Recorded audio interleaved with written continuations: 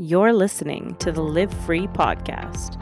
I'm your host, Christine, certified life coach, pain to power mentor, and creator of Embody You Mindset Mastery School.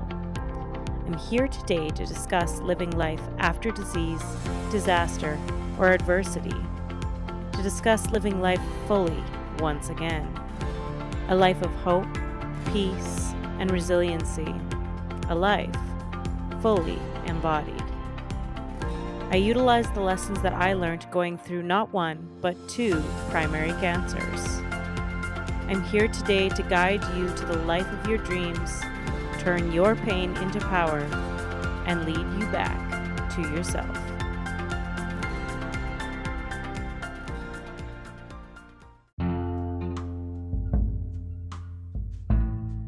Hello and welcome to another episode.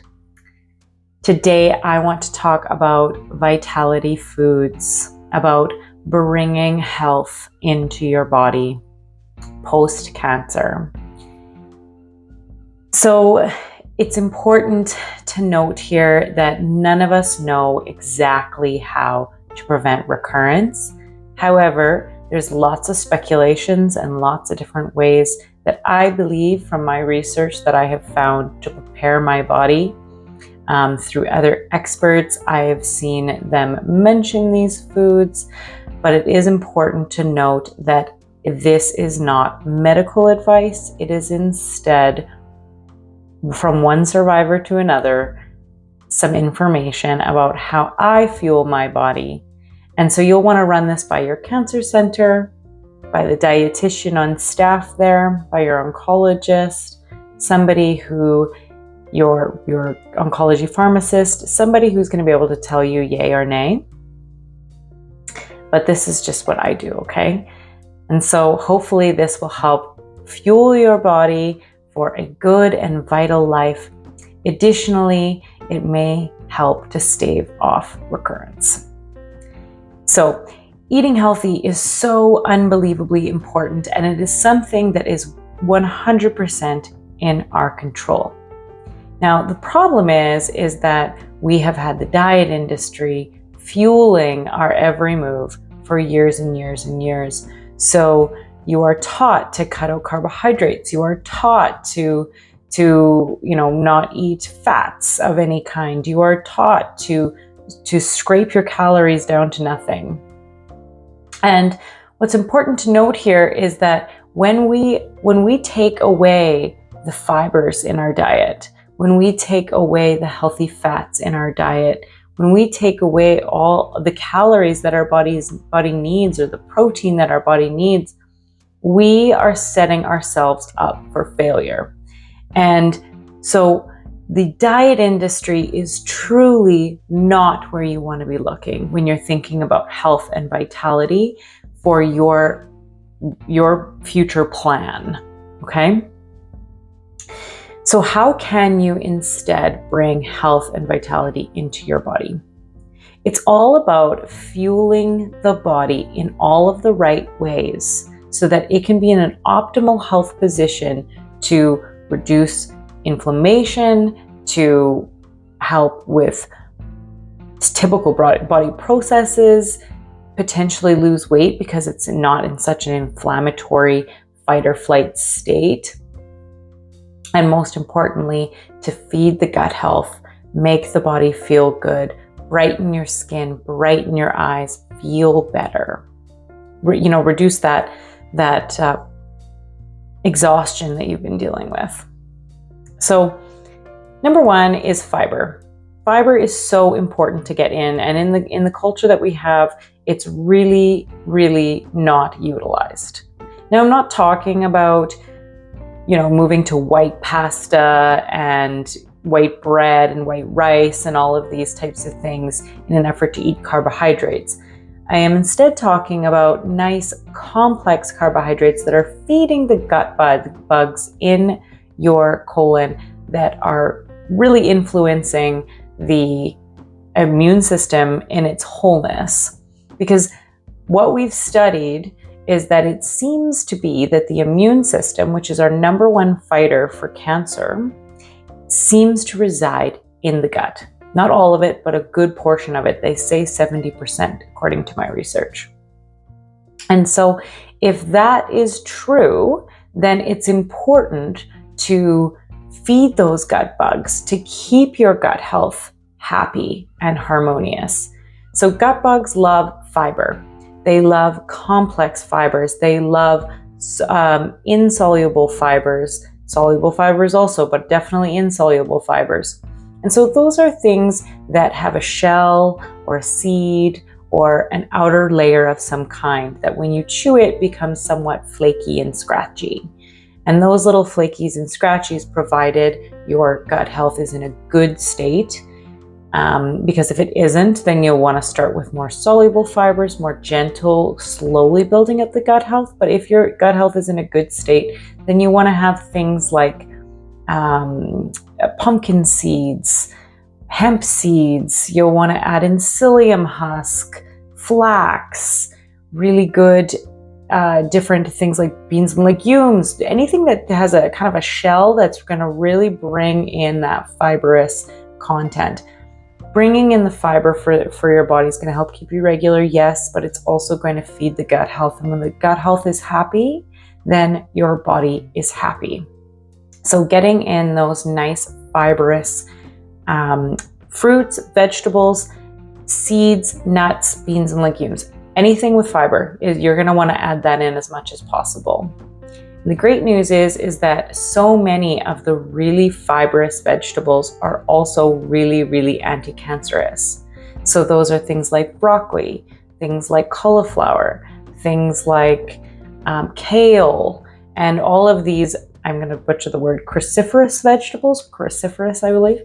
All of these kind of pungent smelling vegetables are really high in fiber and are really, really, really anti-cancerous. Okay, so another great way for you to put more health into your body.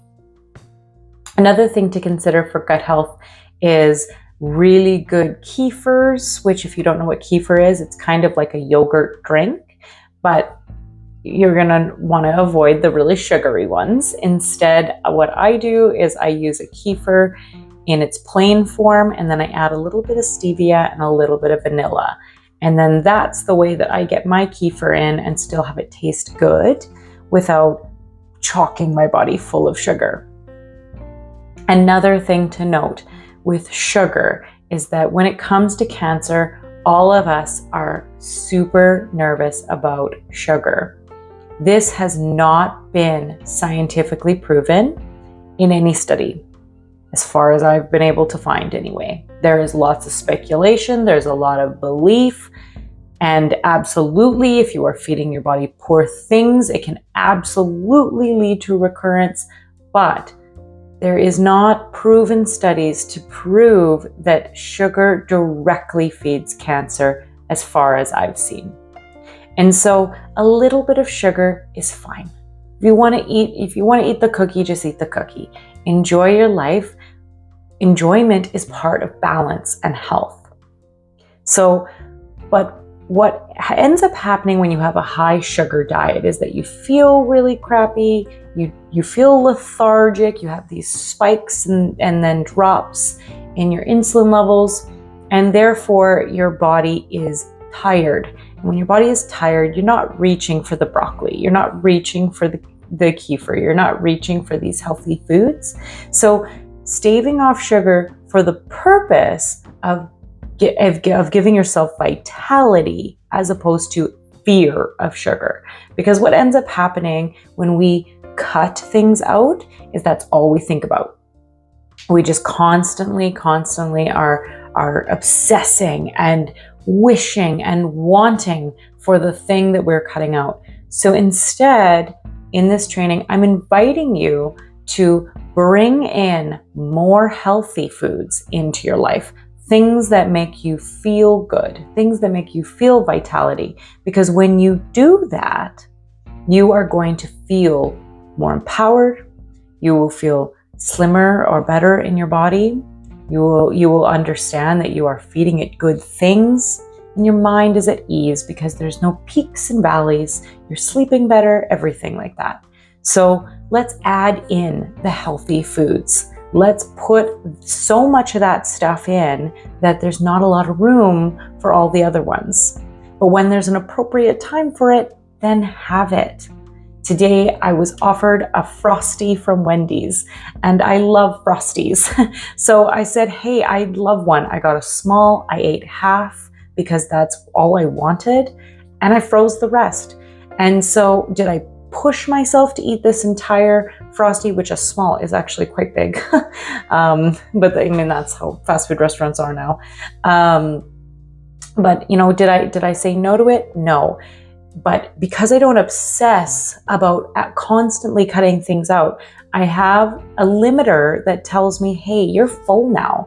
There's no need for this anymore. So rather than standing in front of the cupboard and smashing as much food as you can because you want to get it into you before your own guilt shows up, instead, I invite you to enjoy the things that you want to enjoy to the point where you are finished enjoying them, and then set them aside. You can have them later. When you are not obsessed, we don't binge. That is a huge lesson that I really had to learn. Okay, so importance of fiber. I digress. Importance of course, water. Water is so important. Adding in as much water as possible. Not everybody loves drinking water in its plain form. I really love water with ice and lemon zest. I like to use, I think they're called Truly Lemons zest, and I like to add a little bit of that into my water. And it's a powder that has no sugar that just adds that little oomph. And when I have that and ice, I find I drink a lot of water. So that's one way that I get it in. But the more water you can get, the better you're going to feel, of course. Let's see, I've got things written down.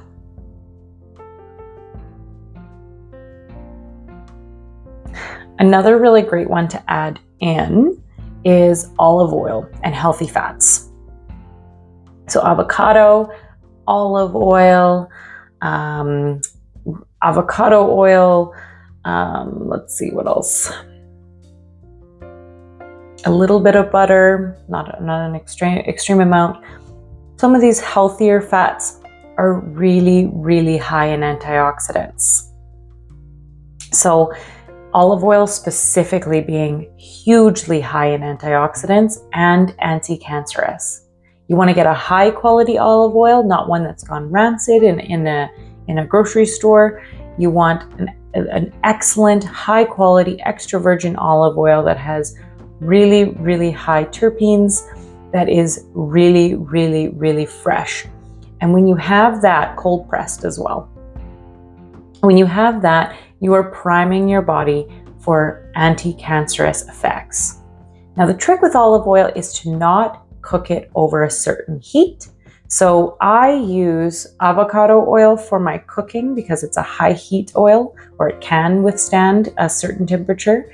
Whereas olive oil's heat temperature before it turns to something not quite as helpful to you and can sometimes even be somewhat the opposite is fairly low. So unless you're cooking at low temperatures, I recommend using olive oil in its raw form.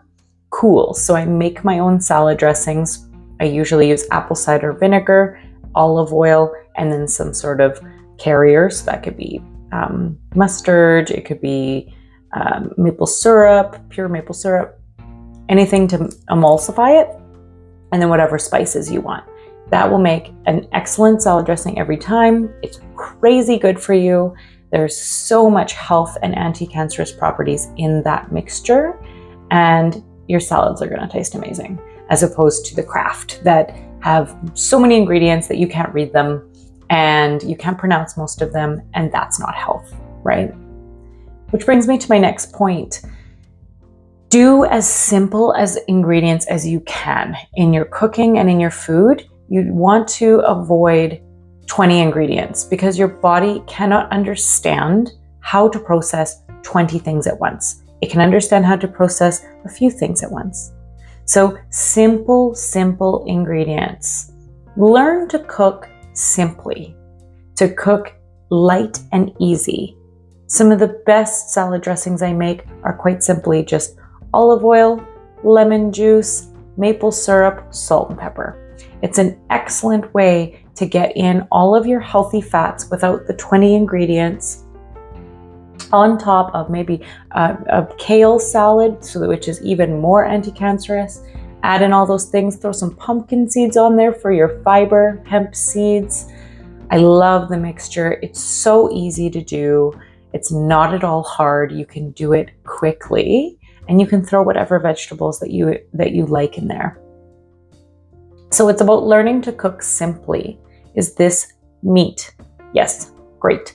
Is this a vegetable? Yes, great. Is this a super diet cracker that has 30 ingredients and some of them are made from dead bug carcasses, other of them are made of some sort of plastic? No, that's the diet stuff has got to go. All of the boxes that say, hey, you're going to lose weight if you eat this, that stuff's got to go. It's about simple ingredients, simple results. Okay. Let's see what else have I got here for you. Some supplements that I like to add in for health and longevity into my anti-cancerous regime, into eating healthy, is omegas. They bring down inflammation. I love taking omegas. Run it by your cancer center, of course, first. But omegas, I take a fairly high dosage. It has been okayed by my naturopathic doctor, and as well as the cancer center pharmacy with my medications. But I love taking omegas because it is a food supplement that is crazy good for you. It lowers the inflammation and it can help you a great deal. So that's a food supplement that I really enjoy. Another one that I like to take is a medicinal mushroom supplement. So I take a turkey tail or cordyolus vitamin, as well as there's so many different kinds of medicinal mushrooms that are really, really helpful for anti-cancerous. But turkey tail is specific to warding off breast cancer. So since that's my history, that's the mushroom that I lean to. And so that is a food supplement that I also take. It's an adaptogenic supplement, meaning it helps with whatever it needs to adapt to in order to help you. So in my case, it would help with calming, it would help with skin, it would help with warding off breast cancer, because these are the things that I need. And so it is really helpful for that. I really enjoy taking chaga in my tea. So I'll do a chaga tea with I still do dairy. Everyone is different, but I still do a little bit of dairy. So I'll put chaga mushroom with a little bit of heavy cream and then a little bit of manuka honey. Manuka honey is an excellent style of honey that is really high enzyme and can be really, really good for the digestive system as well as warding off cancer. So I'm going to give you a few more from my list that I've got here. I've got a full list on the Embody Your Body course, as well as Embody You, Mind, Body, Spirit, or Embody Your Recovery. Inside those courses, I have a full list of over 100 different foods that are really, really anti-cancerous, that are really good for you, that are delicious and really easy to add in. So I'm going to give you a few of them now that I've got extra stars behind. So those are the ones that are like really, really anti-cancerous. Okay, so grab a pen. Actually, rather, I'm going to write it in the show notes. So don't worry, you're fine. Okay, so mushrooms. They are excellent. Now I know I've talked about it in supplement form and medicinal form. That's absolutely one way. Also, they've noticed, however, is that organic button mushrooms or crimini mushrooms in the large form have been founded to be the most anti-cancerous in terms of breast cancer. Wow. So adding in mushrooms, a simple thing to do. Add into your foods, delicious, so adaptogenic, excellent for staving off breast cancer. So that's one. Another one that I've got written down here, I'm just opening up my page here. Matcha tea. So green matcha tea, if you haven't heard of it, it's a green powder that's made from the actual leaves ground up very, very fine. Matcha tea is an excellent anti-cancerous tea. This one is a little harder to get in because it can be a little bit bitter.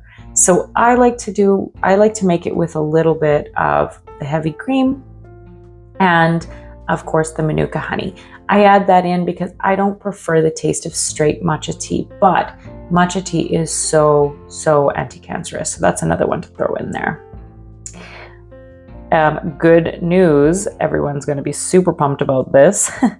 Dark chocolate is very, very anti-cancerous.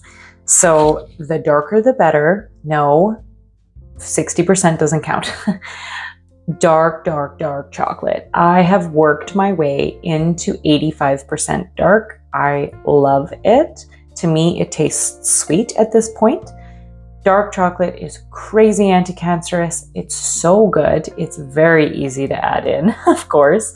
It takes a little time to work yourself up into the darker chocolates, but 85% dark, I believe it's anything over 80 is the studies that they've done, is really anti-cancerous. So if you can get that into your diet, you're going to be super happy for it. A couple of ones that I can throw in there as well quickly is to say, we've talked about it. We've talked about kale. We've talked about avocados. We have talked about seeds, nuts, beans, legumes.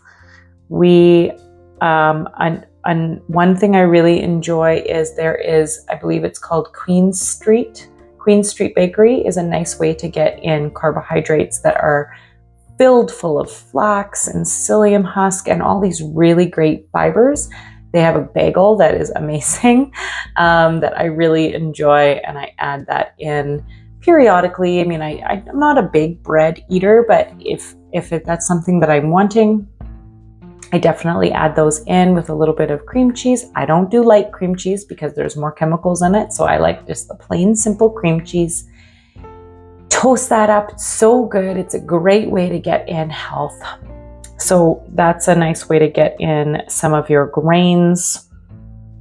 When it comes to meat, it has been founded that red meats and some of your porks are a little bit higher on the don't do scale than they are on the do scale. So the Cancer Center has discussed this with me. They have said that it's probably best to stick with your lighter meats, with turkey, chicken, eggs, everything like that.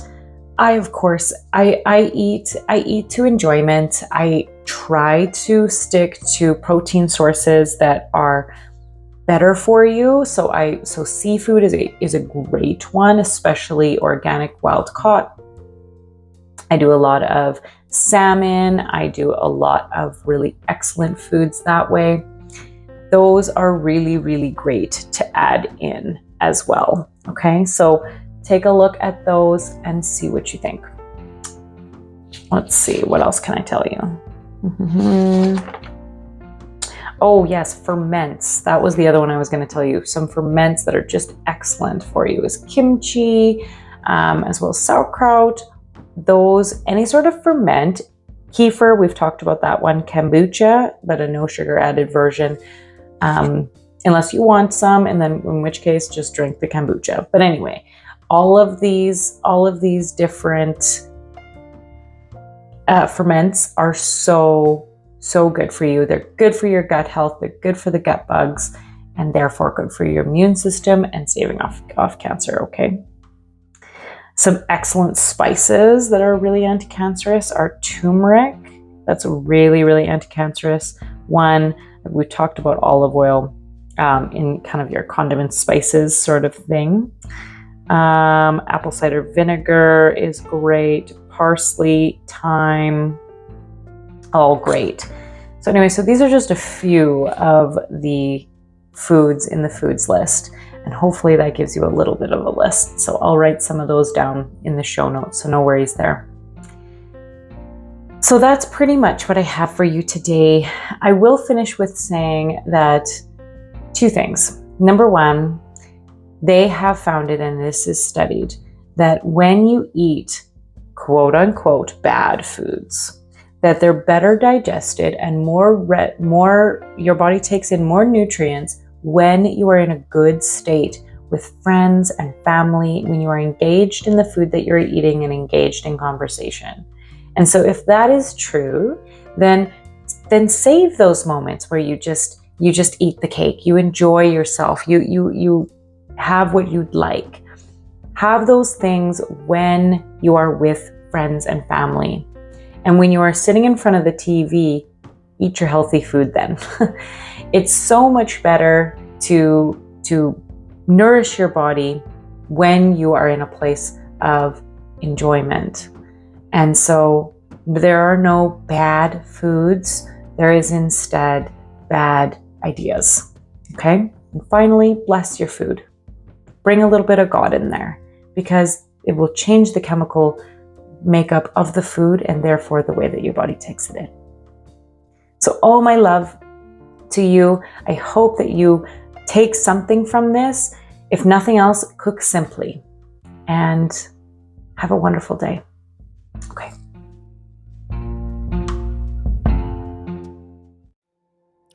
Thank you so much for listening. If you found expansion with this last episode, then that means that others will too. And the best way to get the word out about the podcast is by leaving a review. I would be so grateful if you could leave me a review and let me know how you felt about the podcast. Included in the show notes will be everything that we talked about today, including all of my transformative programs. Change is just on the horizon, my friend.